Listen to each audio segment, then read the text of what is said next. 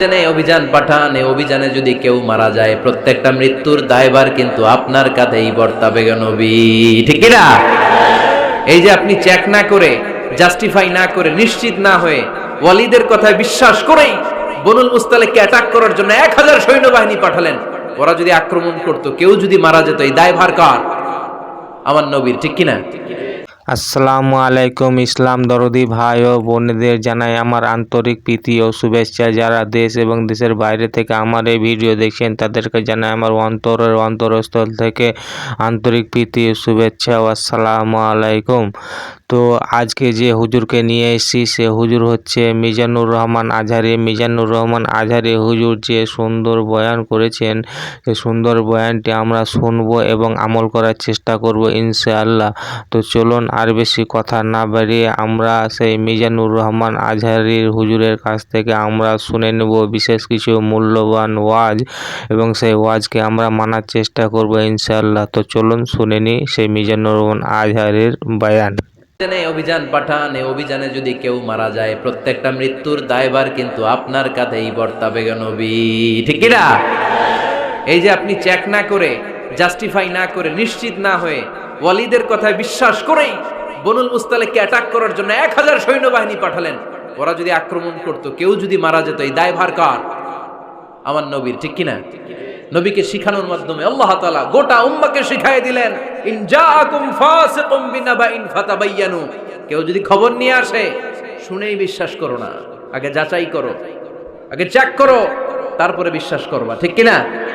তাহলে এখন থেকে একটা কিছু শুনলে বিশ্বাস করবেন? একজন এসে বলল, ভাইজান আপনার মেয়েরে দেখলাম আরেক ছেলের সাথে বাজারে ঘোরাফেরা করে, ওই রমনার বটমূলে দেখলাম আপনার মেয়ে আরেক ছেলেরে নিয়ে ফষ্টি নষ্টি করে, লোকের কথা বিশ্বাস করে বাসায় যে মেয়ের চুলের মধ্যে ধরে মাইর, আইজো মার কাইলো মাইর। এরকম হইতে পারে না? হয়তো ওই লোক আপনার মেয়ের মতো দেখতে আরেক মেয়েকে দেখছিল। এরকম হয় কিনা সমাজে?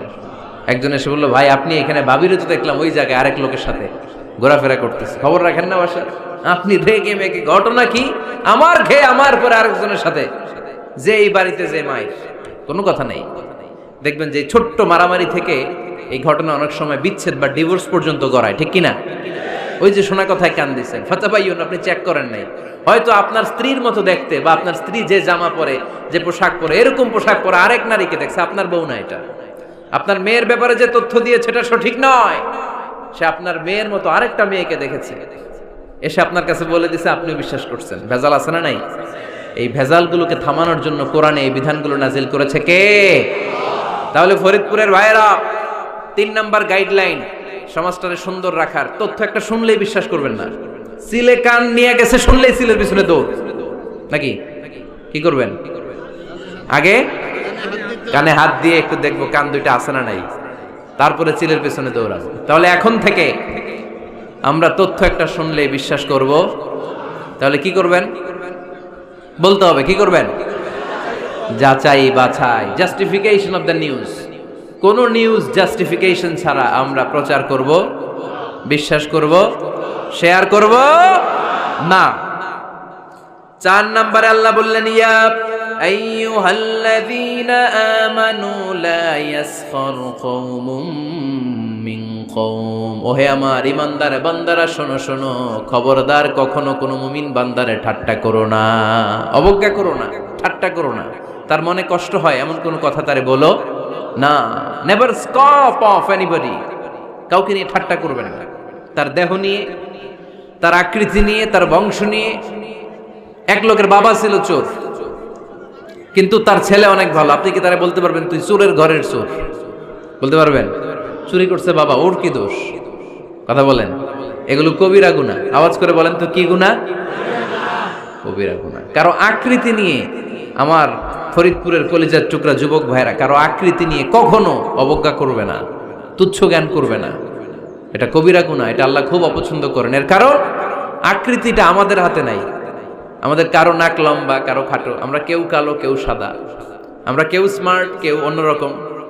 তো এই যে আমাদের এক এক ধরনের আকৃতি, এটা কি আমি বানাইছি? আপনি বানাইছেন? দিছে কে? এজন্য কারো দেহের গঠন নিয়ে যদি আপনি অবজ্ঞা করেন, এটা প্রক্ষান্তরে আপনি স্রষ্টাকে নিয়ে অবজ্ঞা করলেন। কারো দেহের আকৃতি নিয়ে যদি আপনি তুচ্ছ করেন, তাকে তুচ্ছ করেননি, আমার রবকে আপনি তুচ্ছ করেছেন। চিল্লায় বলেন ঠিক কিনা? খবরদার, তুই কালু, তুই লম্বু, তুই মোটু, তুই কানা, তুই রোহিঙ্গা, আছে না নাই? ইদানিং ইদানিং এটা খুব চলে। এই রোহিঙ্গা নামটা আছে না, ফরিদপুরে এগুলো ঢুকে নাই না? আমাদের ওইদিকে দেখি কি অবস্থা, কারোর সাথে কেউ লাগলে তুই রোহিঙ্গা। কি আশ্চর্য, এই গালি কবে আসলো? হ্যাঁ, অনেক ধরনের গালি। ঢাকায় আর একটা চলে ফইন নির্বুত, কি বলে? এই এগুলো আগে শুনি নাই আমরা, রিসেন্ট এগুলো বলা শুরু করছে, ফইন নির্বুত, রোহিঙ্গা।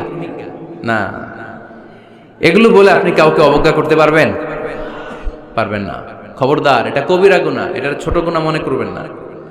কারণ আকৃতি নিয়ে তুচ্ছ করা যায় না, কারণ আকৃতি দান করেছে কে? ওয়াল্লাযী ইউসাউবিরুকুম ফিল আরহামি কাইফা ইয়াশা, লা ইলাহা ইল্লা হুয়াল আজিজুল হাকীম। তিনি এমন সত্তা যিনি তোমাদের চেহারার অবয়ব দিয়েছেন, তোমাদের আকৃতি দান করেছেন তখন যখন তোমরা মায়ের পেটের ভেতরে ছোট্ট জোকের মতো ছিলা। মায়ের পেটের ভেতরে আমরা যখন সবাই এত ছোট্ট, তখনই আমাদের চেহারার আকৃতি দিয়েছে কে? কে সুন্দর হব, কে ছেলে হব, কে মেয়ে হব, কে মোটা হব, কে চিকন হব, আমার ইচ্ছা হয়েছে। হ্যাঁ বন্ধুরা, আজকের ভিডিও কিন্তু এই পর্যন্ত। এরপরে কিন্তু আবার আমরা নতুন কোনো একটা ভিডিও নিয়ে উপস্থিত হবো। তাই বন্ধুরা, আমার এই চ্যানেলটাকে যারা সাবস্ক্রাইব করবেন তারা কিন্তু প্লিজ দয়া করে সাবস্ক্রাইব করে নিও।